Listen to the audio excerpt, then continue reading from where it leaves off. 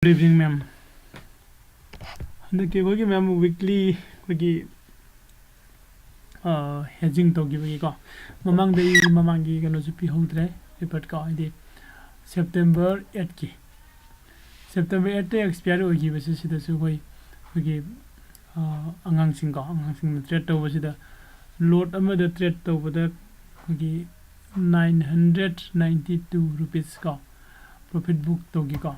The Atopa Amana 2200 profit book away, Atopamana 619 profit book away, Aduga Atopanga Amana 1267 profit book away. Hedging.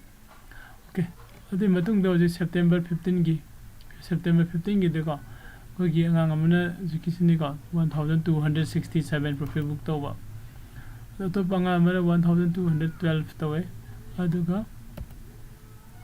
So bangang amana koi book to gaise 3193 taweka magi sina lot size hengi baini lot size ani lok singi baini manako aduna koina asagi sida kogi option da naked the koina trade to basiga adu koina option da kogi kana da hedging the trade to basi kana hena better oge haina lagadi Mayam option the naked trade to was to PC.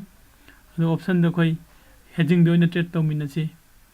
Kanagumbo option the hedging the trade toning basing contact to bureau. Most welcome ne. Kogi trading to bagi kogi WhatsApp group like Jacob. The WhatsApp group sida some join to view. Hari basic kogi video sigi description the sangsila koi WhatsApp number so funganika. Hari WhatsApp number sida sangaga text to bureau I don't group that me at to तो वह this हमने hedging तो नहीं दो सोमगी hedging की fun हने ले हन बियो को फन ले चेक दी hedging तो बिया रे को कना गुम्बा तो पाई इन्हों ना कोई की trade तो नहीं बा कोई stock market सीधा मागी career से हमने मम्मी ले रेगा सु contact तो बिरो ही तुम गाइड तो जगह लोई ना को अदो कोई हाने ना कोई group सीधा कोई class ते याओगी बा trade तो गिदोरी बको हजी Trace it over ready labor. Dugumbal later soup, contact of Biro. The Quipuna, Trace, Tomina Sica.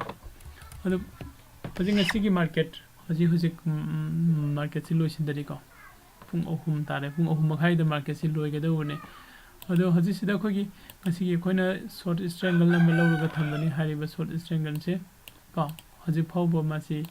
2400 कोई lot अमदा को lot अमदा 2400 से हो की profit ने हाई बस की Strangle सीधा सही कोई range से हम चाहे को 1000 की range की मनुष्य सीधे लाइरी में मखे कोई profit लगे तो इन्हें 1000 की range की मापाने तो क्यों तो कोई loss लगे तो इन्हें तो सिकुम भाई strategy लाइरी अदुगा सीधा कोई ना option दा कोई मायाम ने है ना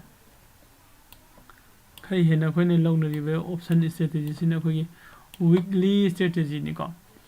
Weekly strategy the Queen Yang is a kind of haggerty. Suppose Makaki week say under Kikan Osida Masi Sidayina Sibogi Manusida ko. So no Makaki week Sigi Hariba, Friends, Mataki, Kogi resistance Makagi support. Sigi Manusida sum set like a lady gadi. I did put out wickham. 1 week से मसी की market की मनुष्य से सुमसा लगा ले रहा है ऐसे कह दो दिनों आएगी loss होएगा नहीं हाई बने को आई loss होएगा नहीं अदुगा तो पामना सिद्धगी मखा द कुम धरा बाई profit नहीं मथा द कागा सु profit नहीं को सुगुम मखन की strategy से कोई में अंखांग मिन से को पुन trade तो मिन से को सही कोई की live trading को group फाइना Group when a quite nutty quite pung up and get minute tranga, Natraga 9 AM the hobo jawe to go 9 the key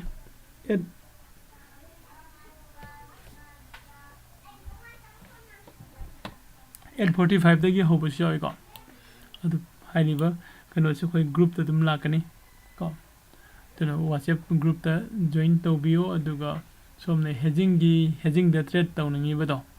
Put the dominance. Thank you.